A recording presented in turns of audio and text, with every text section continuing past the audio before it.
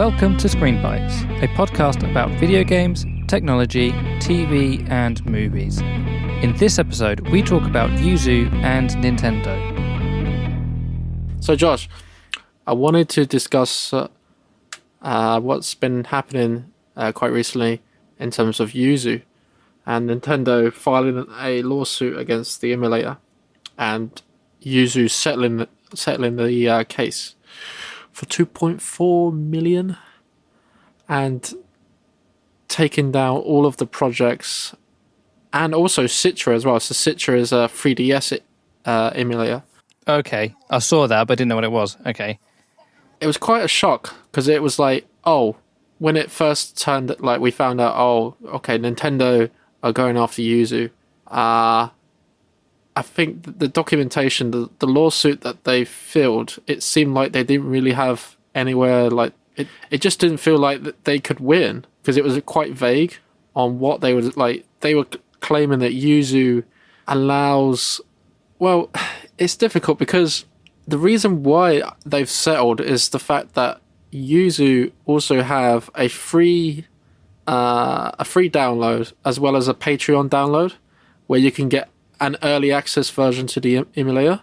And what they were claiming is that people who managed to get hold of Tears of the Kingdom before the release, because it got leaked online, they released the patches and updates to make it run, literally just perform in a decent performance.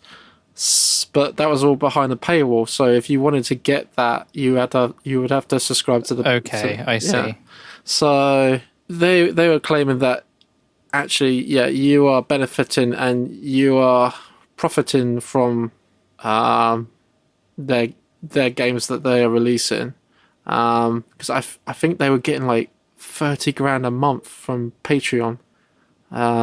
Especially when Tears of the Kingdom, like it just shot straight up. So I can understand why Nintendo has gone after them, but at this point, like the Switch, it hasn't got much life to it. Well, if it is, I don't know. It's not. You can say I can understand why they've gone after them, but also actually they've probably wanted to go after them for ages and have only just had something that they can pin that wouldn't then just be fair use. You know, it's something that's clearly against fair use or, you know, the ability to back your own games up. It is very obviously not in those spirits where laws around the world do seem to allow individual people some freedoms.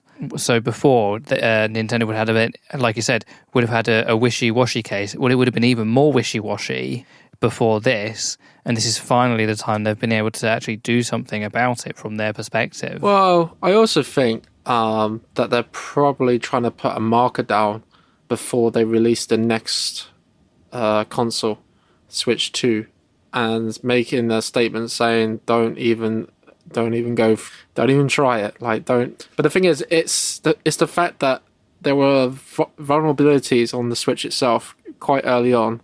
So hackers managed to get hold of the Switch, and then it allows you to then, export the ROMs onto the computer and then onto the internet, and then people could just download them, and then it just gave people, like, they could access the back end of the Switch and find out more about how they can improve the compatibility when games do come out.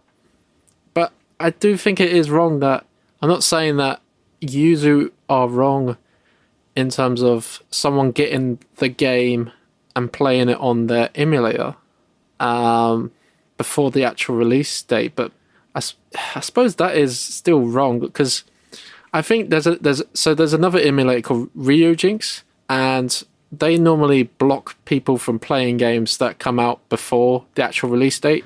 So there's a few games that have come out recently that, like, say, like just a general question. If you have an emulator, is it a case of you can play any game that's downloaded, or does every game have to be modified in a way to work with a particular emulator? So would that Tears of the Kingdom leak have been playable but poorly by anyone, but if you paid the Patreon account, you could have got the patch version, which had smooth, buttery FPS. Like, could anyone have played it regardless, or is it only games that have been slightly modified in a way?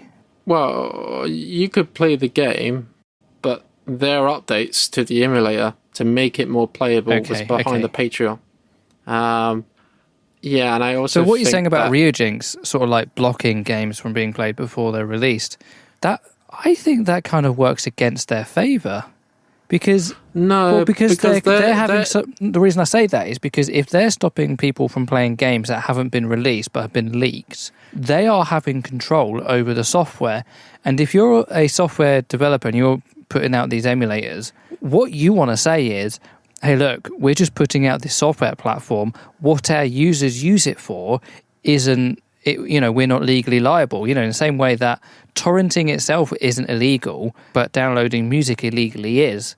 So it's like people like BitTorrent and QTorrent, they're like, oh no, our software's perfectly legal. But it's like if they then said, oh, we only allow people to illegally download music that has officially been released, as opposed to music that has been leaked early, they'd be in a similar sort of situation. Like, where it's like, actually, well, that's still not legal either way. So what they want to say is, look, we just make software. It has this capability so that you can download all this free classical music. Oh, and it just so happens you can play your MP3s of Led Zeppelin and Adele and Taylor Swift. But, what our users do with our software, legally, that's on them, not us. And that's probably what you'd want to do as an emulator. Is like, you don't want to control what your users can and can't do, so that you've got some kind of there's that sort of that you have less legal culpability with it, I guess. But that's what everyone was gonna. Well, that's what everyone thought that Yuzu would do. That we don't actually control the people who it's just an emulator that lets you play the games. We don't. But then Nintendo, they don't care about that. They look at that and they say they do. That's one of the reasons. I'm saying they why don't care about that. I'm saying that they're just looking for any inch that they can get in and start a lawsuit that might actually work in their favour, and they'll just take it. Yeah. Well, one of the problems was that they felt that because people were able to play the game early using an emulator, that they lost sales. They lost the initial 2 million people because they must have tracked somehow how many people have. So yeah, but Ryujinx, I think they're trying to do stuff in terms of they haven't got a Patreon. They won't let you play the game unless it comes up, because they're all about you buy the game. This is what they want you to do. It's like you buy the game, you get there's two ways you can do it. You buy the game on your Switch, and then I suppose you could look at it and say, okay, I've really got this game on the Switch. I can then say download the game off the internet and play it on the emulator because I've already downloaded it on my Switch. And then there are other people who have got hack switches, and you can buy the game, then you yourself take the game ROM and then put it onto your PC, and then you play it on the PC. That's what they want you to do. They want you. They encourage to actually buy the game. They're not encouraging piracy. But a lot of people understandably, people don't do that. People do still just download off the web and then just play it without paying anything. But so I can see the argument. I think Yuzu were just too much they were getting too cocky in terms of, oh look, we got a Patreon that's making us 30 grand a month, and you can mostly play all of the games before the actual release if you manage to get a ROM early. And if you subscribe to the Patreon, then you can play it day one. And it'll be better than the actual Switch version when it does come out. Wow. You can play it 4K. Yeah. And then people start releasing mods. So it's instead of 30 frames per second, you can play at 60 or 120 frames. You can have ultra wide screen support, and which is fair enough. I don't have a problem with people doing that. So if they've bought the game, they could almost argue that they're more consumer friendly than these gaming companies themselves are. I think it's just, I don't have a problem with another alternative way of playing the game, especially if you own it. Yeah, I think it is quite sad to see Yuzu go because Yuzu was more of a lightweight emulator compared to Ryujinx. It was not so heavy on the CPU. You didn't really need a beefy CPU to play the games. You might get away with like a lower end system playing the game compared to Ryujinx, but there'll be a little bit more bugs. Where Ryujinx is more, let's put it, well, a more accurate representation of the Switch. But by doing that, it needs to use more power. You need a higher end PC. So that's the differences. But that being said, like Yuzu is gone, but a lot of people have taken the open source code and they have said that they're going to continue the project under like different names. I think there was one called Yuzu. I thought that was quite funny. U2, U3, U4. It's just have to wait and see. Like I think also like because they were branching out to Android as well, where it became like if you just had an Android device, like you would need like a beefy Android device, like a Snapdragon, I believe. But you could play like Tears of the Kingdom on your tablet and stuff, and connect like a controller. So then you've got like the Switch, but in a tablet form, and then you could put like Joy-Cons to the tablet, let's say, you know, and it's cheap. It's cheaper than actually buying the Switch. Yeah, and then I've seen there's a number of emulators and developers of emulators who've been making changes, making them free, so it doesn't look like they're profiting from what they're doing. Yeah, open sourcing their code. There's even a Discord server. The Steam Deck Discord server just closed their emulation thing because they don't want Nintendo to come after them because, well, I mean, they're just people. They're not a business. They're just Discord moderators. So yeah, it's caused a lot of stir. I think it has done harm to the emulation scene where people are a bit more wary about, especially with Nintendo. Even if it's like Game Boy. Like I saw someone, I think he stopped doing updates to the project for this Game Boy emulator on Android, and he's like, after 7 years, I'm going to call it in because he's worried about Nintendo. Oh, was that? Yeah, I think I saw that one. It's in a way it's surprising because Nintendo has been so litigious in the past about so much that I'm surprised people really bothered anyway. Well, with Yuzu, there's money to be made, wasn't there? The guys were making money. They saw it as a business. So, I don't know how much they earned, but 2.4 mil, I don't know. I think they've made a lot more than 2.4. So I think they're happy. The guys that did work on the emulator, I think they've got away with it, really. Settled the lawsuit quick. I think, in a way, it like settling the case instead of going to an actual court, because what would happen is if it went to court and the court went to Nintendo's side, then it would have set a more of a precedent for emulation, saying what you can do and what you can't do. So it's still like in a grey area. What's ethically legal and what's ethically not illegal? Ethically illegal, let's say. Sorry, but yeah, it's quite interesting. I've still got Yuzu on my Steam Deck because I was worried because I use an application called Emu Deck. Yeah, Emu Deck, and it's like it sources out the emulators for you, and you just put the ROMs in like these folders, and then they've taken off Yuzu from their catalog of emulators you can use. But to be fair, they've just done a new update, and one of the updates is bring your own Yuzu, so they can't legally have Yuzu on there. But you can like download it and then point to where it is. So legally, I suppose they'd be fine with that. They're not going to get in trouble. It's funny though because obviously now Nintendo own Yuzu. Yeah. So they can then use they can leverage copyright on it separately to. Well, it will be kind of hard for them because the project is open source, and then they can just rebrand it as a different name. I think there's someone already who's taken the code and started making changes and uploaded his emulator to Android. Yeah, I have to wait and see what happens. Like, if anyone's going to properly take it on, and it's going to be like a few years. I think once the Switch is completely gone, like the Switch 2 is out for a few years, I think the development of the Switch emulation scene will start growing again because Nintendo will be like, we're not really bothered about that anymore.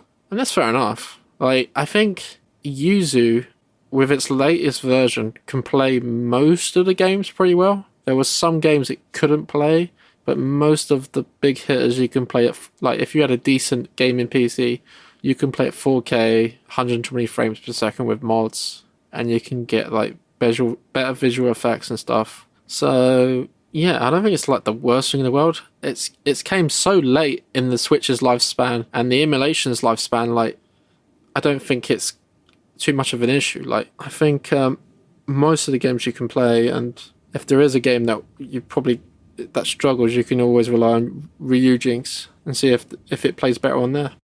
Well, I was going to ask, actually, do you actually use Yuzu yourself? Have you ever actually used the Ryujinx or use? No, I've got that Xbox emulator somewhere, but I can't even remember what it's called, so I probably can't even find it. Xenia for 360. Xenia. Oh yeah, I've found it. Let's go play some GoldenEye. No, yeah, GoldenEye. Fair enough. So yeah, I mean, it's difficult to talk about it because it's like at a personal level, 1-to-1. I know we've said things like this in the past. It's like I'm okay with piracy. I don't pirate massively myself. I pirated a few games here and there over the years, but I'm not like hoisting the flag on the daily and checking BitTorrent. I've not had a torrent installed on my computer for years now. Like, I've done it on occasion, but like not massively. I think the most I did it easily for was just back in the old days, so I could run games without having to put the CD in the CD-ROM. That was the biggest reason why, and even then it was games that I owned anyway. So there's some kind of legal thing. It's like I own a copy, but I also have a unlicensed copy as well. But you know, the two will kind of counteract each other. But then there's this whole thing lately. Because it was the EA or the Ubisoft CEO was talking about gamers need to get used to not owning their games. And everyone just turned around and say, well, if no one can own games, then piracy is clearly okay because we don't own it either way. So what does it matter? So everyone's just like, yep, let's pirate all Electronic Arts games from here on out. And that's from comments that the CEO has said. So... but then at a business level, obviously it can't be the case. You can't set up a business where you are relying on piracy and expect to get away with it. It's like setting up any illegal business, like dealing drugs, or it's like that might have little to no effect to the personal, but the bigger, the broader effects of those businesses are detrimental. So, yeah, it's not, it's like if you want to download a game, you go ahead and download a game. But, don't go earning like 10, 20, 30 grand a month from it because that's when you're going to get people looking into it and people coming after you. And don't cry when people come after you either because you are, even if you think it's ethically moral, even if it's legally moral, you think it's ethically moral or something like that. The fact is, it's still illegal, and these things they always play out in court eventually. And I know it's not quite gone to court; it's not quite case law, but these things are just kind of show you how it's going to play out if you try and play in that space. Yeah, and I think they were quite quick to resolve it very quickly. They didn't want it to go to court because who knows? It could have been jail repercussions as well. So the settlement, I think it was a good idea on their part because there's this guy, isn't there? There's a guy. I forgot. I don't know his name. I forgot his name, but he basically he makes what they call so he's responsible now. There's a new product that's coming out soon called the Mix Switch. I don't know if you heard about that. I might have sent to you on a chat, but basically it's a Switch kind of cartridge, but you have like an SD. Oh yes, yeah, I remember that. Yes. So this guy's been doing it for years, like making exploits and stuff, and making little hardware devices that can exploit the game console. And apparently he's been like, he said, that's it, I'm giving it all up. And he's even faced jail time, I believe. But now he's doing this Mix Switch, and you're like, what are you doing, dude? Nintendo are going to come after you again, and you're going to go to jail. Like, and that's the thing. He starts a company up, and everyone knows that it's his company that he started up, and it's so obvious that you're responsible and you're doing this again and again and again, and he's making money. So yeah, they're making money, but that'll be coming out soon. And the problem with that is, so with the mix switch, what it's a piece of device that you slot into your Switch, and you attach like an SD card, micro SD card, into this little MIG, and then you put it into your Switch. And the first game, so you put games obviously onto the SD card. So the first game that's on the SD card will appear on the Switch. And then what will happen is that each time you want to load a new game, you just take it out and take it back, and then it will switch to another game. But the problem is that it turns out that each Switch game has like a unique ID. And the way the Switch works is it'll recognize that your ID is owned by you only. So if anyone else is using your ID, the Switch will detect it if you're playing at the same time. So say if you don't rip your own games, okay, and you get your ROMs off the internet, someone else could have downloaded the same ROM, put the ID inside this little SD card. When they're playing, when you're using this MIG switch, it's going to detect that, okay, you're using the same ID. I'm going to ban your Switch. But this is all if you're online. They're like, if you're exclusively offline, then yeah, it's fine. But still, like, there are still vulnerabilities. Like stuff like this is popping up. I know that you can hardware mod your Switch as well.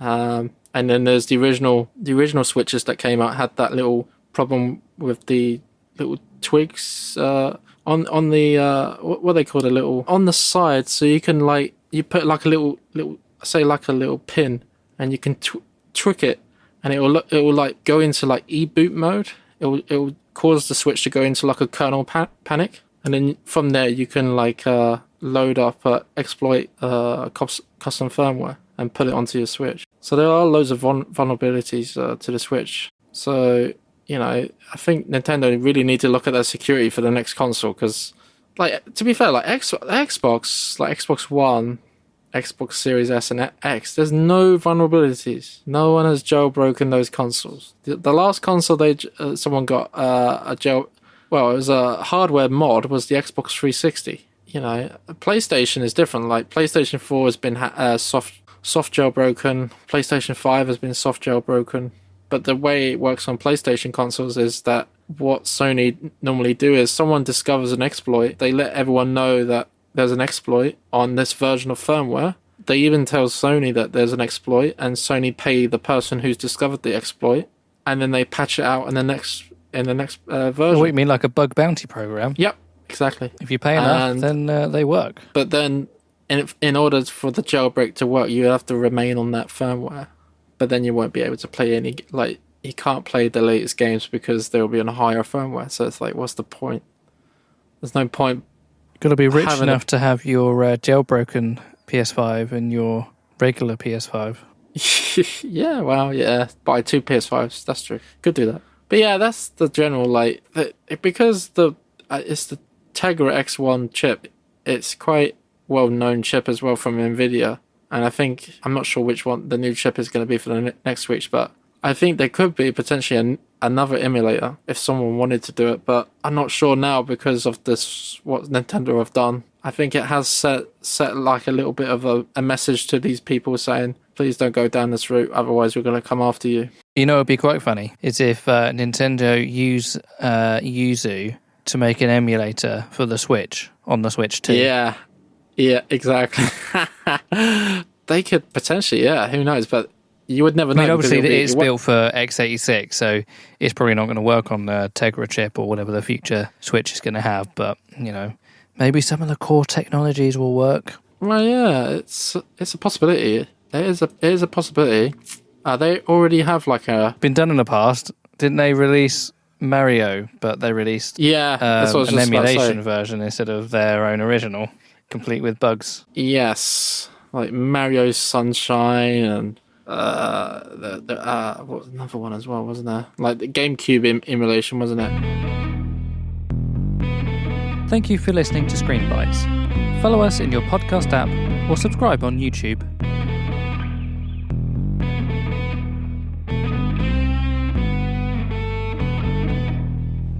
just trying to find the info for the next subject because I forgot. So basically, I can't remember. It's like I had to go Bendorm. Yeah, this is the one. So basically, Benidorm. no, Boldham. Hope that's right. Actually it's in Sussex. So Mavi said she wanted to go and see a castle. Okay. Okay. And this castle is based in Essex. East Sussex. Okay. My bad, man. So this castle is called Boldham Castle. And it was a 2-hour journey. 2-hour journey. But to get to Boldham Castle, now you know, or the viewers might not know, that I hate driving and I have never driven on the motorway because I refuse to drive on the motorway. That's correct. It's because you're a pussy. Exactly. I admit it.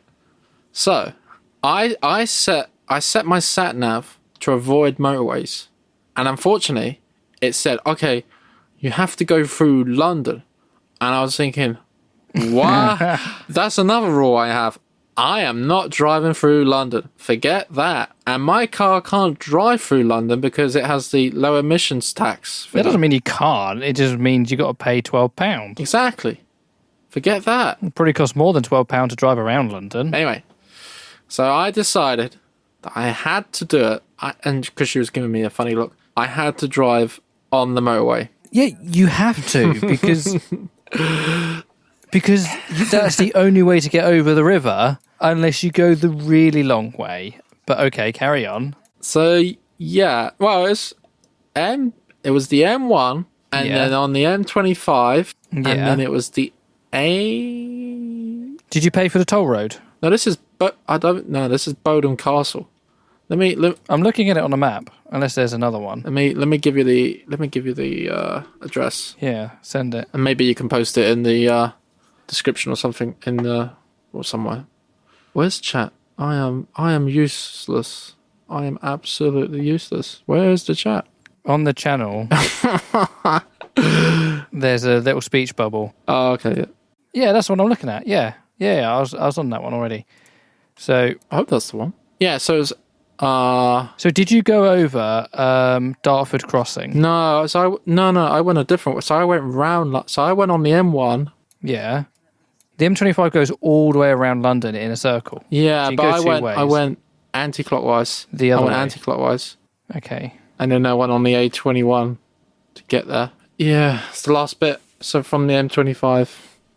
So that's asking me to go on. So if I put avoid motorways, where would that take me on here? Would that get me through London? I'm sure I could just go. No.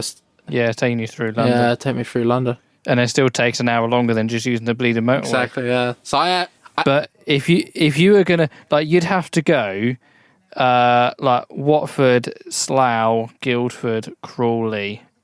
That literally would take you about 5 hours each way. And the thing is, there's a reason motorways exist. Well, yeah. So I did it. I did it. How was it? It wasn't too bad. It wasn't too bad. Like, thank you. I've been telling you this for 10 years. I know. I'm sorry. Has your new car got all the safety equipment on it in now as well? You know, like cruise control? Nah, well, it might do, but I don't really. I'm very pinned to. All right, fine. Basically, I was just staying in the left lane, got in the middle lane when I wanted to overtake. 60 mile an hour. Yeah, pretty much. But I think it was so annoying because it took us 2 hours to get there. We got there. It wasn't really a nice day. We spent about half an hour there, and then it was another 2 hours drive home. But we had lunch there as well, so I was like, What time did you go? What day was it? I think it was must have left at 10, got there around about 12ish. Yeah. See, if you're traveling that distance, you got to go early. You got to leave at 8. Well, there's not much to do there. It's like you. What do you mean there's not much to do? You go around the castle, you have lunch, then you go around the gardens, and you go home. That's easily 3 or 4 hours. There was no garden. It's just the castle. And the kids, and that's the thing. My son, it was so annoying. So I got out of the car. I want to go home, Daddy. I want to go home. I'm like, what? I want to go home. I'm like, no, I've driven all that way. I'm not going home. I want to go home. I want to go home. And all the way through, I want to go home. I'm like, please, you're killing me. But yeah. Yeah, to be fair, National Trust places aren't great for children. This is National Heritage, and this is... all it was the castle. Now, like, if you go to some National Trust places, you got like a nice garden they can run around and do whatever they want. On a sunny day, that's great. But this was like... It wasn't a great day. Like, it was raining a little bit, like spitting. And it's so annoying because we went to another, like, Dover Castle. And all these castles must be the same. When you walk up... So we managed to walk up to the top. But the steps are so narrow and they go round. Well, yeah, they were built like 1,000 years ago. Oh. Not for you to go up and down them, but for archers to shoot arrows out of them. I don't know how they managed to do it. Like, I don't know how someone not fall down the stairs. It's horrible. But yeah, it was quite annoying that we spent about half an hour and then it was like another 2-hour drive home. And then coming home. That's the sort of place you drive 2 hours and you stay somewhere for a few days and visit places around where you're staying. Yeah, because there's other castles. Driving 2 hours to visit and then driving... Like, you could have gone to Rest Park. It's just half an hour up the road from you. Yeah, what we do. That's the thing. We've been everywhere, mate. We've been everywhere. That's on the A6. Going to Bedford, yeah. We've been there a few times. That's all right. That's nothing that special. The place I love, and I was telling someone this today, is Ascot, where you used to live. Yeah. Is it near Lake? We never went there. We never went there because obviously COVID happened shortly after we moved in. We just never really got to it. It's really nice. So basically, it's just a nice... I think there's like a mansion there that you can have like a little tour around. But then you've got the gardens, and it has like a nice little waterfall, small little waterfall, has a nice little pond, have beautiful gardens. The best part of it is that there's like, I can't remember what they called it, but it's like, basically you go through this path section, and the smell is incredible. It's the best smell, and of what? Of flowers. Oh, right, okay. And you're just like, this is incredible. This is great. I loved it. Like, your nose just gets really triggered to this smell. And it's like you want to keep smelling it and you don't want to leave because the smell is so nice. So when I did that, I just kept going around this little path because they had these specifically placed plants that made the smell. And the smell was incredible. But unfortunately, it's been closed. I don't know if they open for the summer only. A lot of National Trust places and English heritage places are only open from like March till October because they're volunteer led. I can tell you something about National Trust. About the Ascot House. It's not telling you something about it, but actually, someone I work with, her dad is actually one of the caretakers there. So he, or the grounds managers, there's a pond or a lake or some kind of water feature within the lands, and he's kind of he maintains that and has done that for I don't know how long. So it's just like you feel like if once I turn old, it's just a beautiful place just to go there and have your lunch or read a book. It's very peaceful. Like I wouldn't mind paying the money just to go there, go places like that. But do you have a membership, or do you pay as you go? We got a year's membership, and it expires in April, unfortunately. We've kind of used the National Trust more than National Heritage because the kids are not, Mavi, she likes all these castles and all this stuff, but the kids, they ain't bothered about an old castle. They don't. Sometimes they've got interesting things for kids in them, but usually that's a room with dress-up clothes. Nothing else. That's pretty much it. Yeah. If you ever find yourself up north, you can always go. The name escapes me now, but there's that castle where they filmed Harry Potter. And it's called Alnwick, but you'd never be able to spell it by the way it's pronounced. It's like Alnwick, Alnwyck. So Harry Potter was filmed, where they did Quidditch or something, or like the training of that. That's filmed there, and there's also a poison garden, and we went to visit that, and it's full of all of these plants that are poisonous to humans at varying levels, from plants and bushes that you'd have in your garden, all the way through to, if you eat this, you will die. If you touch this, you will die. 2 of their previous gardeners have died from the garden, and they also, I think they are the only they have the only license in the UK to legally grow marijuana. So they've got some. They said don't try stealing it because it's a strain from the 1970s and it's very weak compared to today. So if you did smoke it, not very much would happen.